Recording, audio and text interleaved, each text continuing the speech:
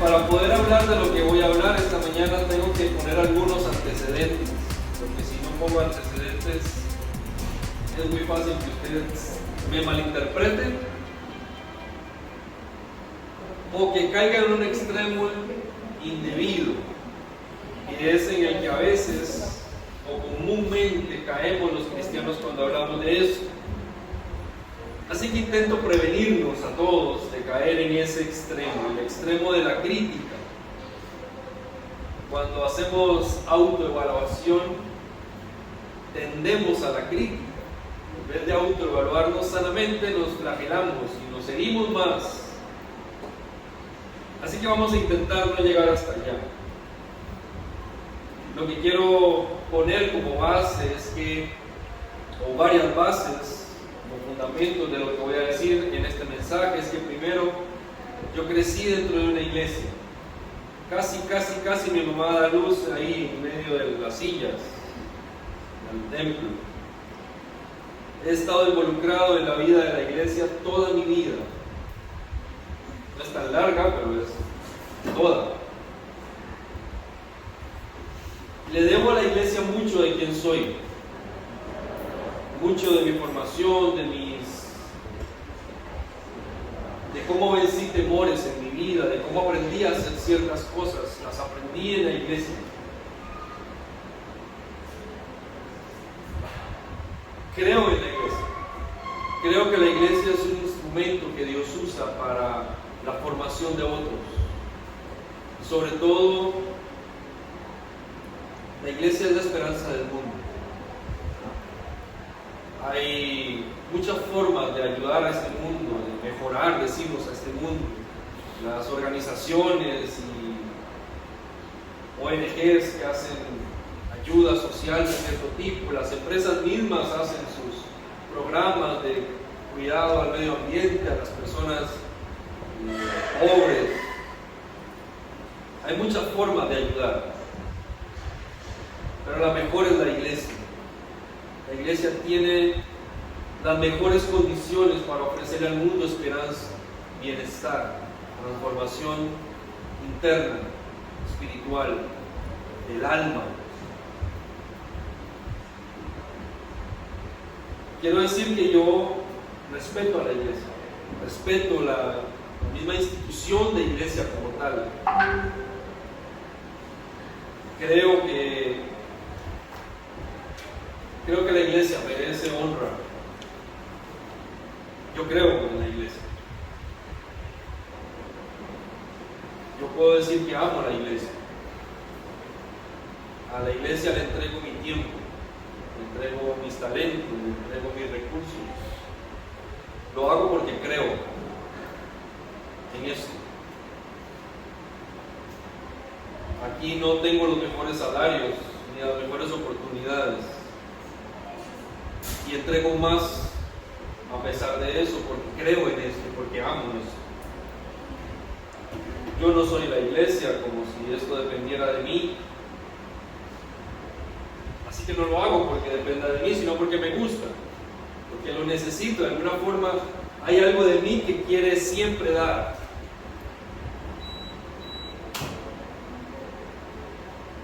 Crecí en una familia pastoral, lo cual quiere decir que nosotros no éramos la familia del pastor, nosotros éramos una familia pastoral. Nosotros estábamos involucrados todos, 5 hijos, en la labor de la iglesia. Nuestros temas de domingo, cuando era la hora del almuerzo, eran cosas de iglesia. Y no nos molestaba, era nuestro diario vivir. Digamos, a eso nos dedicábamos como familia. Cada uno hacía sus cosas, teníamos nuestras áreas de estudio distintas, personalidades distintas, pero nos unía la iglesia como familia. Conocíamos los pormenores administrativos, ministeriales, de todo lo que pasaba dentro de la iglesia. Nuestro papá era el pastor, es el pastor todavía. Y como familia pastoral vivíamos cosas de familia pastoral, desde lo bueno hasta lo malo, desde los privilegios y oportunidades oportunidades hasta las limitaciones que representaba. Desde lo bueno de saber que podía subirme al púlpito y agarrar el micrófono, y no me iba a pasar más de 4 cosas, hasta que a la gente no le gustara la novia que tenía y entonces les parecía que no era la indicada. Y eso es muy común, pero a un adolescente eso lo frustra. ¿Y en qué se tiene que meter con mi vida? Así que crecí en ambiente de iglesia, he estado en la iglesia toda mi vida, he sido parte de la iglesia todo el tiempo. Nunca me he separado de la iglesia. Y con este respeto, con esta honra que tengo por la iglesia, voy a hablar de la iglesia. Voy a hablar de la iglesia porque cuando hacemos un repaso en la historia de las personas, seguro su historia, encontramos que la iglesia, y no me refiero a Casa de Gracia como una ente sola, sino a la iglesia en general, a aquellos que nos reunimos semana tras semana a adorar a Dios dentro de un templo. Las iglesias nos han herido. Y si usted recuerda en su historia, la mayoría de los que estamos aquí, tal vez Mayra es la única que podría pensar que nació en Casa de Gracia, ¿no? Y se ha quedado en Casa de Gracia hasta la fecha. Fuera de Mayra, todos hemos estado en otras iglesias, asistiendo, participando, sirviendo incluso, en otros países y en otras denominaciones. Así que tenemos la experiencia de haber participado en otras iglesias. Y yo quiero usar este preámbulo que les he hecho de ser tan parte de la iglesia para ponerme en nombre de la iglesia a hablar. Estoy siendo un poquito atrevido, pero lo estoy haciendo con una finalidad. Yo creo que la iglesia, como iglesias, les hemos herido. Hemos herido a los cristianos, hemos herido a los no cristianos, hemos herido a tanta gente a lo largo de la historia. He podido ver ambos lados, desde lo que se ve desde adentro hasta de lo que se ve desde afuera. Y conversaba con una amiga hace un tiempo y me decía: ¿sabes que yo fui cristiana hace un tiempo? Y decía: no puede ser. ¿Por qué no seguiste? Después de esa pregunta, ¿por qué no seguiste yendo a la iglesia? Comenzaron una serie de conversaciones tristes para mí. Porque claro, tenía en mi afán el invitarla a que viniera a la iglesia, que fuera parte, que se integrara, que recuerda que Dios te ama, que eso es una familia. Y cuando empecé a escuchar su historia, por un momento medité y dije: yo no puedo invitar a esta persona a la iglesia, no tengo cara para invitarla. No porque lo que le pasó a ella pase en Casa de Gracia, espero que no, pero somos la iglesia y su impresión de la iglesia quedó marcada por una serie de acontecimientos que la hirieron y le hicieron pensar, le hicieron saber que como pecadora ella no calificaba para el reino de Dios. Y uno puede decir: sí, es una excusa, pero cuando te vas a ciertos acontecimientos en la vida de las personas, te das cuenta que lo que hemos hecho como líderes, como pastores y como iglesias afecta más que meramente una impresión. Afecta el corazón de las personas, afecta a las familias de las personas. Me relaciono mucho con jóvenes y adolescentes y es común escucharlos decir: yo con la iglesia no quiero nada. Y crecí dentro de la iglesia y no quiero nada con la iglesia. Los mismos hijos de pastores, porque como soy uno, entonces conozco el círculo, el ambiente, y escuchar lo que a veces la familia del pastor sufre dentro de una iglesia es triste. Es triste. Por eso sé que las iglesias nos han herido. Y hoy, tomando esta posición de ser parte esencial de una iglesia y amando la iglesia de Dios en el mundo, yo creo que necesitamos pedir perdón. Nosotros, a ustedes. Jesús en algún momento, o en varios momentos de su ministerio en la tierra, conversó con los líderes de las iglesias, entre comillas, iglesias, de su momento, con aquellos que dirigían, que llevaban el orden, que enseñaban la palabra, que indicaban cómo se cumplía la vida en respuesta o en respeto a Dios. Y las confrontaciones con los maestros de la ley, con los fariseos, siempre fueron duras. A veces uno dice, sí, Jesús era tajante y daba la verdad directa, pero él no le hablaba a todos igual. Pero con los maestros de la ley que conocían la ley, a eso les iba a la yugular de una vez. Y no es que les suavizaba el mensaje a los demás, sino que sabía hablar, les entraba por otras áreas, por otras vías, pero a esto sí les iba como muy directo. Y entonces, leyendo sobre esto, encontré aquel pasaje que seguro usted ha leído y ha escuchado, y a lo mejor hasta se lo ha dicho a alguien en algún momento, cuando Jesús habla con los fariseos y les empieza a decir una serie de cosas, les da una lista de ayes. Ay de ustedes, escribas y fariseos hipócritas, les digo, ¿no? Y les empezó a decir una serie de cosas. Y lo que quiero compartir con ustedes hoy no es una crítica a la iglesia, es una lista de perdón. Salud. Es una lista de perdón. Es decir, les hemos hecho esto. Tengo cómo evidenciar todo eso, tengo cómo justificar todo eso, porque lo he visto a lo largo de mis años de vida dentro de la iglesia, moviéndome en otras iglesias, dirigiendo grupos de las iglesias, siendo parte de una organización internacional de iglesias. He visto todo eso y sé que todo esto es verdad y por eso se lo puedo argumentar. Por eso esta no es una crítica a la iglesia para que usted se la lleve y diga, sí, todas las iglesias son esto y lo otro, son un montón de templos blanqueados, de tumbas blanqueadas, es la cosa. También templos. Es para que usted piense, si yo he sido herido por eso, yo quiero que Dios sane mi corazón. Porque hay algo que es verdad, y es que la iglesia no es perfecta. Porque la iglesia, a pesar de ser una idea de Dios, es ejecutada por seres humanos. Y somos imperfectos y cometemos errores. Y nos hemos equivocado. Algunos seguramente nos hemos equivocado intentando hacer las cosas bien, y otros seguramente con mala intención.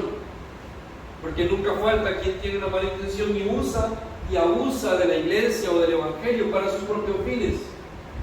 Hay otros que a lo mejor le hemos herido, tal vez yo le he herido a usted en algún momento como pastor de la iglesia y no me he dado cuenta y no lo he hecho con una mala intención, creo yo.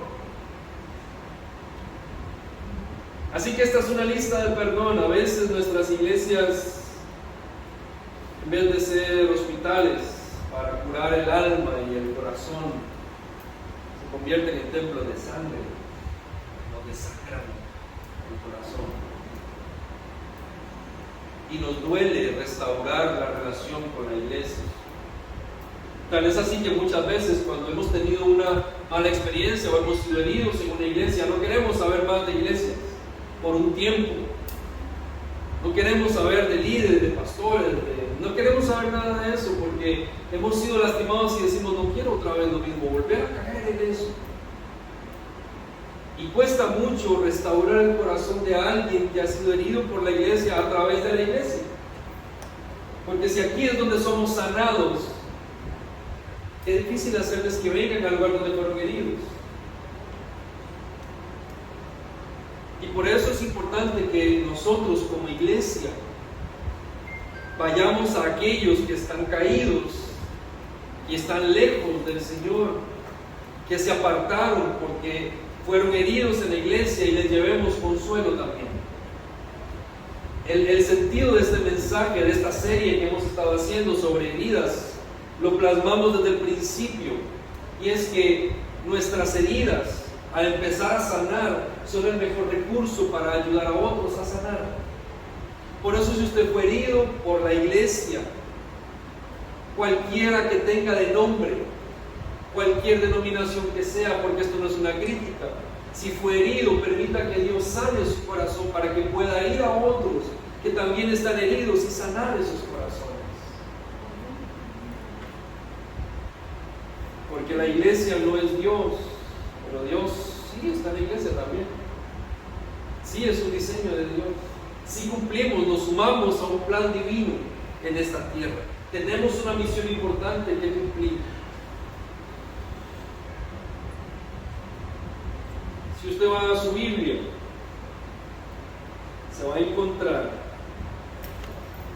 en Jesús, en la historia de Jesús, todos estos ayes que están en Mateo capítulo 23.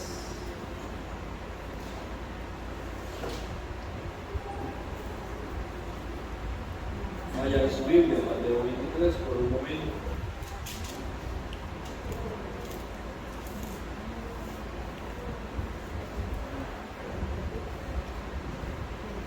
No vamos a leer todo el capítulo, aunque todo el capítulo es una confrontación de Jesús. De hecho, antes y después hay toda una historia que usted puede leer. Pero yo voy a extraer algunos elementos de esta confrontación de Jesús hacia los fariseos. Usted la puede ir siguiendo en medio de que vamos compartiendo. Ahí en ese capítulo vamos a ir trabajando. El primer elemento que quiero compartirles está en el versículo 13. Jesús le dice a los fariseos, a los maestros de la ley, que ellos se sienten dueños de la salvación, al punto que ellos determinan quién entra y quién no entra al reino de los cielos. Les dicen, ustedes niegan la entrada al reino de los cielos. Y yo creo que una herida que hemos causado en muchas personas es que como iglesias creemos que somos dueños de la salvación y no mensajeros de la salvación. Es muy diferente que yo pueda anunciar el mensaje, a que yo pueda determinar quién entra y quién no entra, quién es salvo y quién no es salvo. A media semana mandamos un estudio. Si usted tuvo la bendición de dedicarle tiempo a ese estudio, se encuentra el concilio de Jerusalén. ¿Qué estaba pasando ahí? Ellos estaban discutiendo un tema esencial. Tenemos que mandar a circuncidar a todos estos incircuncisos que estaban creyendo en Jesús, pero que no se estaban circuncidando porque no eran judíos. Y la reunión en ese concilio fue tan interesante, tiene que leerse todo el capítulo de Hechos y hacer el estudio de esta semana. Y se encuentra que sobresalía algo importante. Había que aprender a separar los principios de los métodos. Los judaizantes querían o estaban intentando determinar que la salvación o que iban a ser salvos solamente si se circuncidaban, si no. Y los discípulos en reunión tuvieron que hacer reunión por esto, porque a lo mejor empezaron a preguntarse, ¿será que sí? ¿Será que no? Y cuando hicieron esto, este concilio determinaron, no les vamos a imponer una tradición judía, pero sí hay cláusulas morales que tienen que cumplir. Se dan cuenta de la carta que les envían. Les dicen, hay cosas que no tienen que hacer, pero hay otras que sí. Aprendieron o empezaron a separar los principios de la palabra. Nosotros no podemos negarle a alguien ser salvo. Que no sabemos, no nos corresponde. somos anunciadores de la salvación, tenemos una palabra a la que todos nos estamos acercando para conocer qué significa ser salvo, pero yo no determino esa salvación.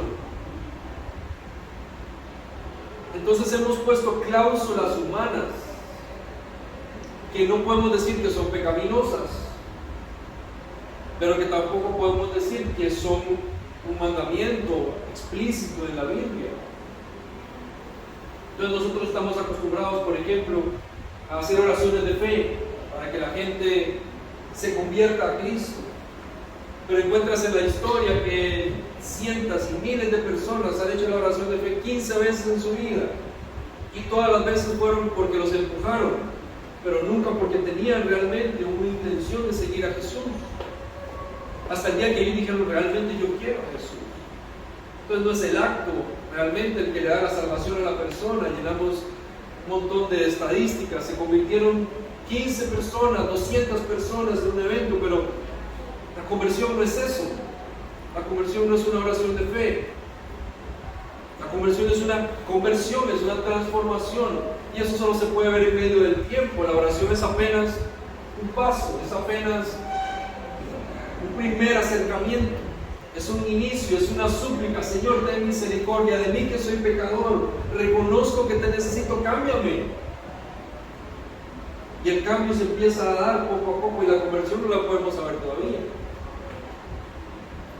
Entonces a veces nuestras cláusulas cristianas han lastimado a la gente, han desechado a la gente, le hemos dicho: no, si tú no sabes esto, no eres.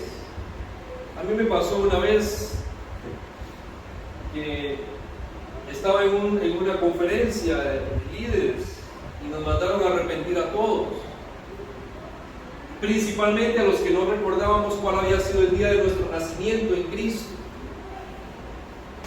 y nos hicieron sentir mal porque yo honestamente no me acuerdo cuándo fue el día en que conocí a Cristo como mi Salvador y mi Señor.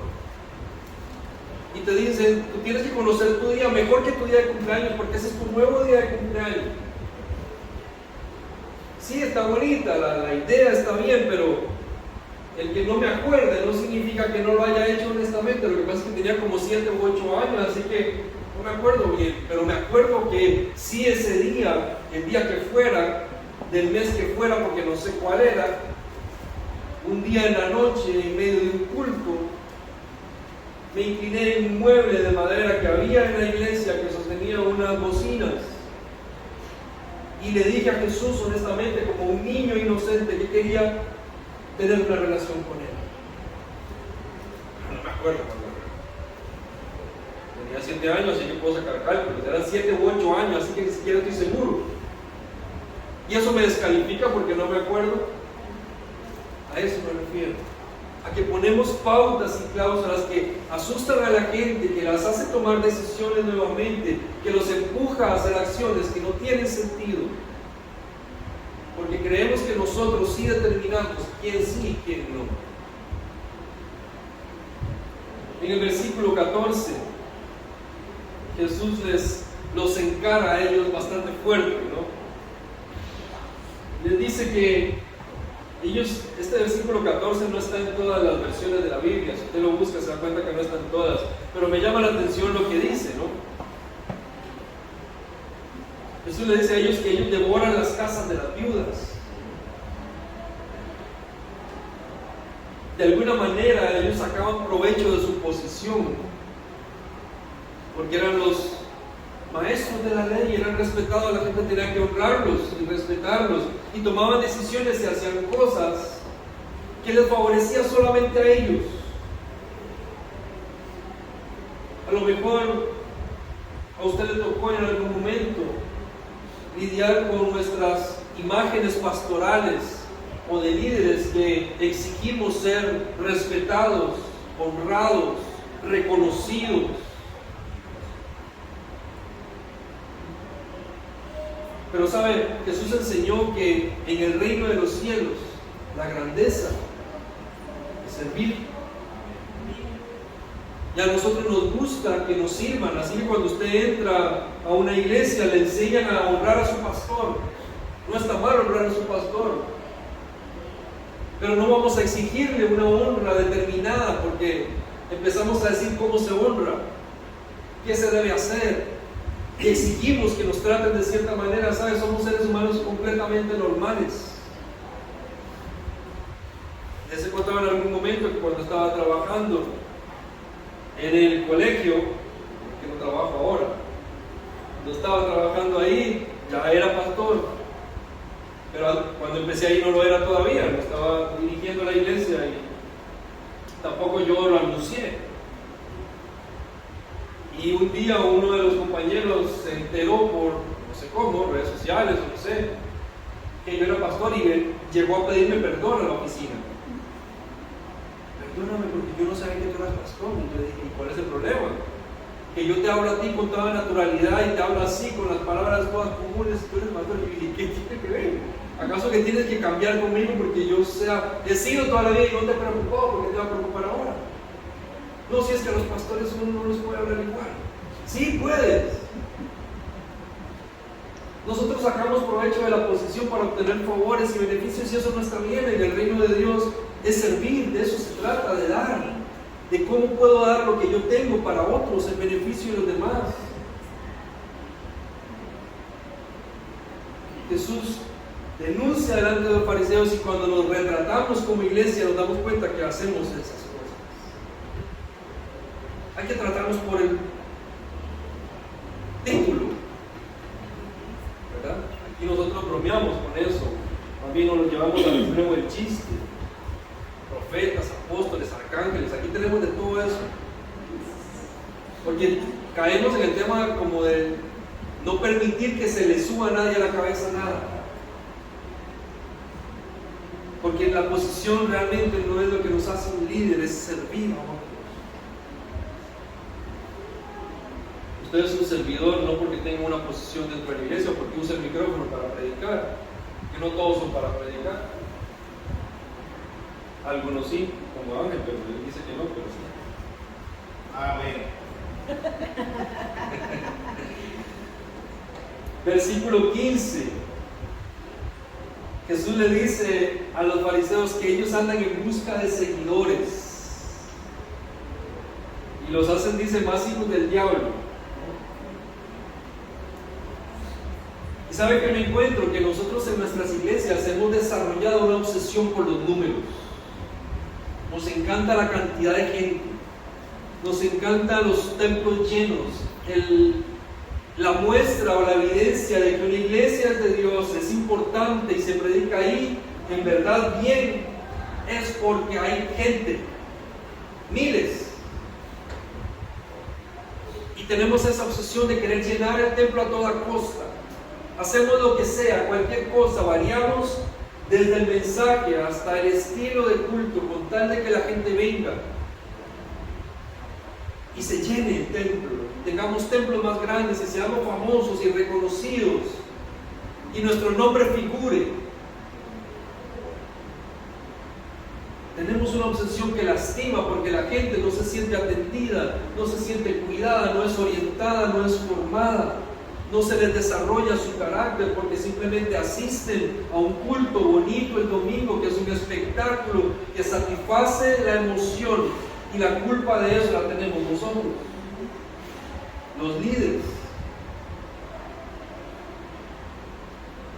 Si en algún momento usted fue lleno en su cabeza de estas ideas de que todo es un espectáculo, aquí todo tiene que funcionar bonito, y los que trabajan acá en Casa de Gracia conmigo saben que a mí me gusta que se queden las cosas bonitas aquí, que se vean bien, que salgan bien, que estén ordenadas, organizadas.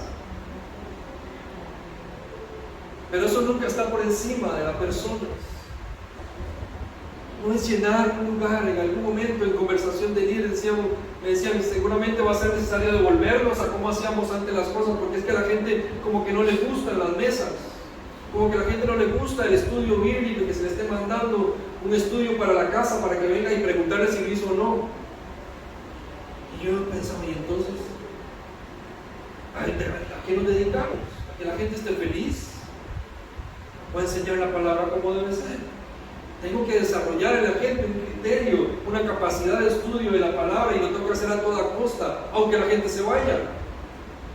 Porque es que esa es la misión que tenemos que cumplir. Y si no, lo que estoy haciendo es hiriendo su cristianismo, hiriendo su relación con Dios, fallándole.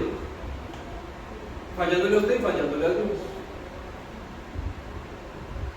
Y dijimos, seguimos como estamos. Y vamos a mejorarlo todavía. Pero tal vez hemos sido lastimados sin darnos cuenta que estamos lastimados. Porque se nos ha torcido la idea de lo que es la iglesia. Creemos que es un espectáculo para venir y disfrutar. Y cuando usted se va de aquí, Dios dice, ¿a qué vino? Versículo 19. Jesús entra a tocarles un tema delicado, el tema financiero. ¿Qué es más importante, la ofrenda o el altar que santifica la ofrenda? Les pregunta Jesús. ¿El oro o el templo? ¿Qué es más importante? Estos sinvergüenzas tenían todo un negocio lucrativo, y nosotros como iglesias también. Y entonces forzamos a la gente y exprimimos a la gente financieramente, como si esto se tratara solo de dinero. Dañamos el corazón de la gente por las finanzas, por el dinero, por el recurso, porque vendemos milagros, porque vendemos sanidades, porque vendemos la protección de Dios. Porque si usted no ofrenda está en pecado, ya de una vez lo sacamos de la justicia y de la gracia. Condicionamos a la gente por sus ofrendas en vez de enseñarle, de sacarle los malos patrones que tenemos y aprender a ser generosos. Son dos cosas muy distintas. Usted no es, su ofrenda no es más importante que usted es más importante. Y a veces nosotros caemos en ese error de forzar y coaccionar a la gente para que ofrende. Hubo un tiempo que en Casa Gracia ni recogíamos ofrendas. Nos teníamos que sacar el chip de la ofrenda, porque no es que está mal la ofrenda, la necesitamos. Ahí hay un canasto que lo evidencia que necesitamos el recurso. Pero no es haciéndole a usted sentir mal, obligándolo a meterse en una deuda, quedándole mal a sus hijos con la comida o con la escuela para que usted dé. Porque Dios le va a bendecir. Es que si Dios usted le pide algo, que sea Él el que se lo pida. Y si usted lo va a dar con fe, sabe que Dios le va a bendecir, pero es un asunto que usted en su caminar y desarrollo de fe lo va a encontrar y lo va a descubrir. Cuando nos mudamos a este lugar, que no teníamos el recurso y que nos costaban más de $5,000 solo la mudanza, y eso que lo traíamos todo al hombro, y aún así nos iba a costar, y dijimos, bueno, empieza a creerle a Dios. Si usted le cree a Dios, dé. Y después yo les conté que me encontré dinero por allá, que me salió otro trabajo por allá, que me depositaron un dinero, y cuando el dinero entró, yo como que, ¡hey! Entró el dinero, y Dios, ajá, para que lo des. Pero ninguno de ustedes me obligó a hacerlo. Fue Dios tratando en mi corazón. Y sabe, yo hasta el día de hoy, comentaba un amigo un día de estos, hasta el día de hoy, después de dejar de trabajar en un horario formal con un ingreso fijo, el dinero nunca me ha faltado, la comida nunca ha faltado. La empresa de mi esposa enfrentó crisis económica y nunca nos faltó. Cuando no entra el dinero por un lado, entra por el otro. Dios siempre ha provisto, siempre ha dado, y nunca nosotros estamos pensando en retener. Siempre estamos pensando en dar. ¿Cómo podemos dar? ¿Quién podemos dar? ¿Qué podemos comprar? ¿Qué le podemos meter a la iglesia? Yo lo compro, yo lo pongo. Porque nuestro corazón está educándose, aprendiendo que esto no se trata de dinero. ¿Que lo necesitamos? Pues todos lo necesitamos, ya hablamos de eso la semana anterior. Pero no condicionar. Como iglesias hemos pecado en predicar más de dinero que de Cristo. Y enseñamos más de prosperidad que de teología. daña el corazón de la gente.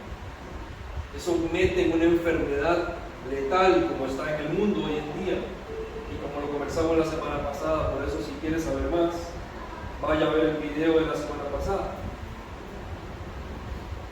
Versículo 24.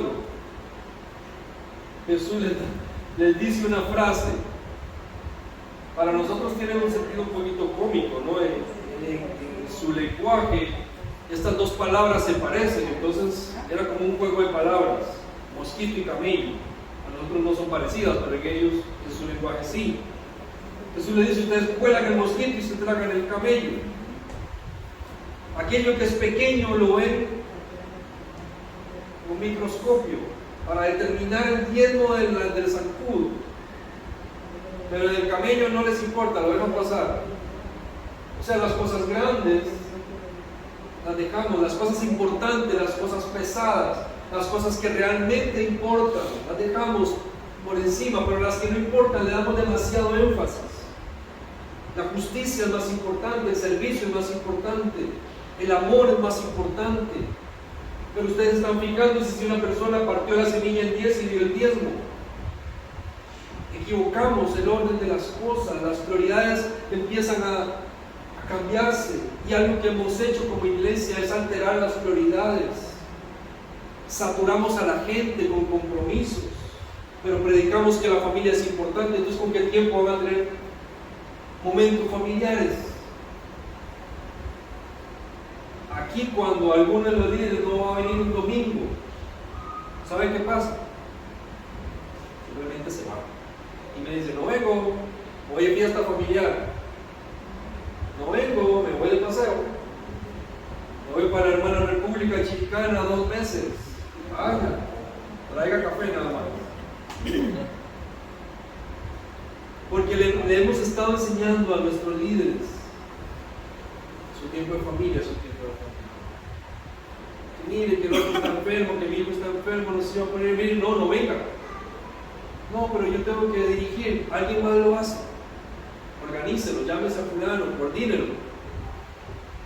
Pero dé tiempo de familia, que eso es importante. Cambiamos nuestras prioridades porque pensamos que lo que hacemos aquí es más importante de lo que pasa en casa. Y no es que usted descuide la iglesia, es que cuando usted se da cuenta que está dándole todo a su casa, usted también quiere darle a la familia del Señor. Y yo mismo lo hago, en mi propio ejemplo, y a veces a propósito, les digo: no vengo el domingo, me voy porque mi hijo cumpleaños, y vamos a ir a festejar a algún lado. Y podría venir a lo mejor, pero la familia es importante. Yo no quiero que mis hijos un día piensen que la iglesia les robó a su papá, porque esto es común entre los hijos de los pastores. Hemos alterado las prioridades. Y lo que pasa aquí es importante, es un compromiso serio, pero eso nunca cambia lo que es realmente más importante. Nosotros queremos que la gente venga en apariencia, pero que no importa qué tan mal esté su vida, qué tan desgraciado se sienta. No nos importa el corazón, nos importa que la gente sea restaurada. A veces una persona atravesando un mal momento y me dice: yo creo que estoy en un mal momento, no sé si puedo hacerlo. Tranquilo, ¿cuánto tiempo necesitas? Y sabe, paga caro esto porque no somos una iglesia grande. Cuando alguien se va, aquí tenemos que ver multiplicarnos. La semana que los zamudios se fueron a Chiriquí, a mí me tocó cantar. Imagínense eso. Entonces no es que lo hacemos porque aquí sobra la gente. Ese día Ángel aprendió tecnología y equipo de sonido, hizo de todo también. Se volvió técnico en aire acondicionado, técnico de sonido, técnico de... casi youtuber lo hicimos. Porque hay que hacer de todo cuando alguien falta, pero saben, aún así, aunque aquí quede un hueco, es más importante que tengas tu tiempo en casa, tu tiempo en familia, tu tiempo personal, tu reconstrucción de tu corazón es más importante. pero no es lo que hemos enseñado. Y muchas veces hemos estado en iglesias donde nos exprimen, nos sacan todo, nos alejan, y después nuestros hijos no quieren nada con esos ladrones que me robaron a mis papás. Versículo 26, Jesús les da, entre varias cosas que les dice, ustedes limpian primero, tienen que limpiar primero el vaso y el plato por dentro, porque dice, ustedes quieren solamente vivir por lo de afuera.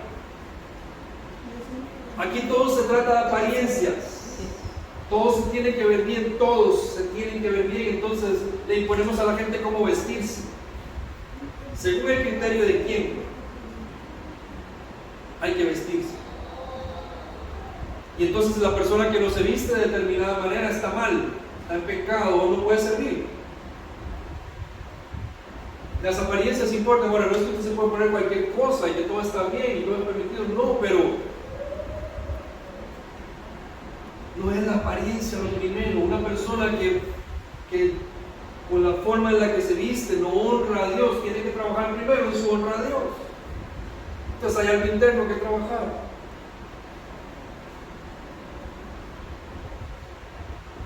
No es la apariencia, nosotros juzgamos por la apariencia, vienen las personas y las vemos de arriba abajo y decimos, esto no me acerca porque debe ser un amargado. Es que quién sabe qué hacía. Y no nos acercamos. Y a veces la gente que tiene una apariencia más frialdad y más dureza es la gente más sensible, más suave, más cálida. Tenemos que romper esas barreras de las apariencias. Seguramente usted ha ido una vez a una iglesia donde lo miran mal.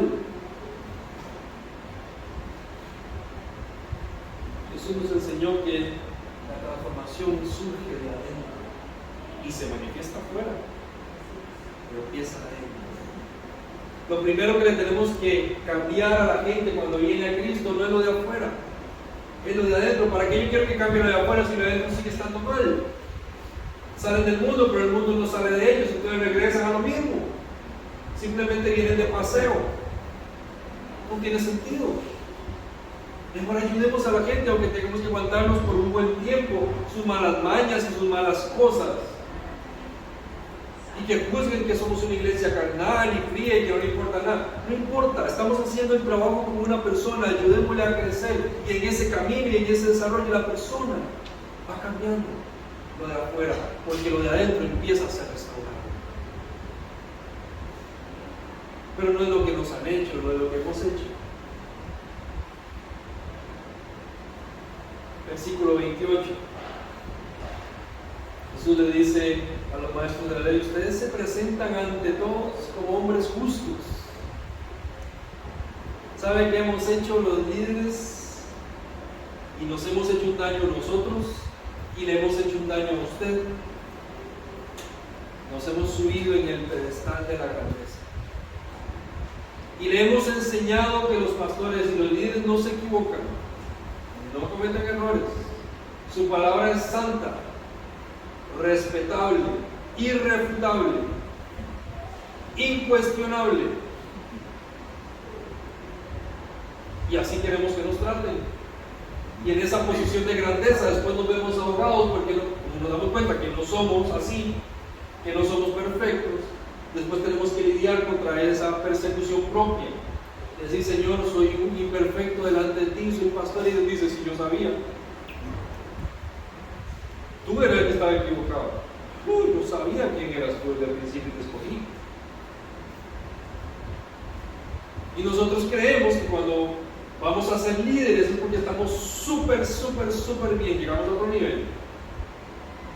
Y entonces hacemos que la gente camine largos recorridos de excelencia y perfección para llegar a servir a Dios. Necesitamos formación, pero no porque usted va a ser perfecto, sino porque Dios va a ir perfeccionándonos. Es muy diferente. Nos va a ir cambiando. Pero usted no tiene que esperar servir hasta que llegue a la posición angelical.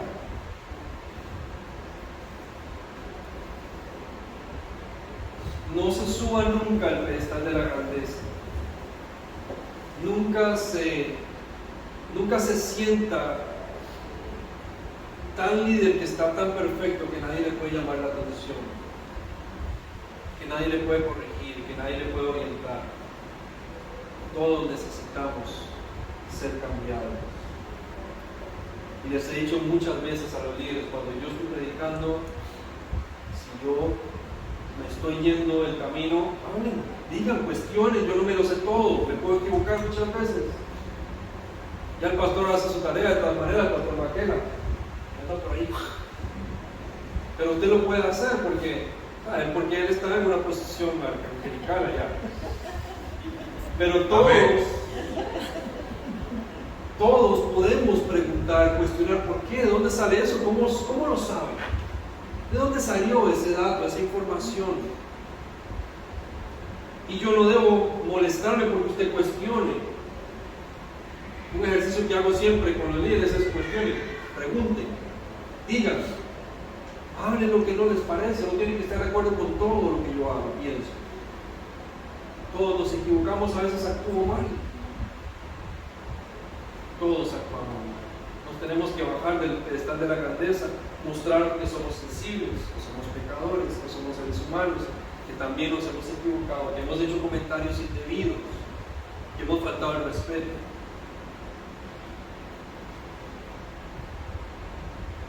Nos tenemos que bajar bien, porque si no, la caída es dolorosa.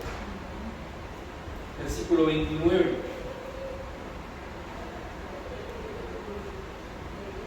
Tienen que leer todos esos versículos alrededor de este versículo 29. Jesús les dice a ellos, ustedes adornan los monumentos de los justos. Y hay todo un sentido bien interesante en esto, pero yo quiero solo resaltar algo, y es que lo que Jesús les denuncia a ellos es que ustedes son hijos de los que han matado a los profetas. Pero entonces a esos profetas que mataron sus padres, ustedes le levantan altares y hacen que toda la gente esté contenta. En otras palabras, se están congraciando con la gente, porque saben que esos profetas que mataron, la gente los honra. Ustedes no los honran, pero con la gente sí, ustedes les hacen un altar para quedar bien. Y a veces nosotros cometemos el grave error de hacer un cristianismo a la carta. O sea, que le damos un menú y usted elige qué tipo de cristianismo quiere vivir. Elige lo que le gusta y lo que no le gusta del menú lo desecha. Como hacen los niños cuando les damos verdura. Se comen todo lo que no debieran comerse, y como si usted le pone dulce, helado y brócoli, ¿qué se van a comer? Y entonces nosotros en la vida cristiana hemos cometido el error de que le ponemos a usted también el brócoli dulce y el helado, para que usted elija, como los tres están en la Biblia, usted elige y cree que está muy bíblico porque eligió el mejor, pero el brócoli se lo tiene que comer porque también está en la Biblia. Hacemos un evangelio a la carta, a elección popular. Si a la gente le gusta esto, vamos a hablar de esto. No, hay que hablar cosas que no nos gustan. Hablar que como iglesia fallamos, cometemos errores y nos hemos equivocado no es bonito. Es reconocer que nuestra iglesia puede haber estado afectándole su corazón por mucho tiempo, que otras iglesias en nombre de Dios, usando el nombre de Dios, pueden haber afectado su corazón por mucho tiempo. Puede haber sido afectada su relación con Dios por culpa de la relación con sus líderes o con sus pastores. Y eso no es bonito ni es fácil. Pero tenemos que permitir que la palabra de Dios nos escanee, revele lo que hay dentro de nosotros. Yo quiero que medites si la iglesia le ha herido. ¿Cuál iglesia? Cualquier iglesia. La iglesia la ha herido. ¿No hemos hecho algo que usted esperaba? Hoy es un día para que Dios sane nuestros corazones, porque también hemos causado heridas. Otro día hablaremos de lo que esperamos de la iglesia, que no corresponde esperar, pero ese es otro tema. Pero sí recuerde, sepa, que si la iglesia ha herido su corazón, Dios quiere sanar su corazón.